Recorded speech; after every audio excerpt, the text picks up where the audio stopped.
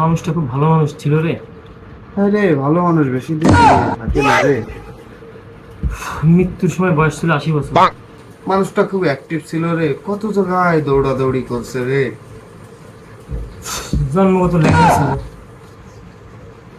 কিন্তু মানুষটা অনেক ভালো ছিল। হ্যাঁ, মদ গাঁজা সিগারেট কিচ্ছু খাইতো না।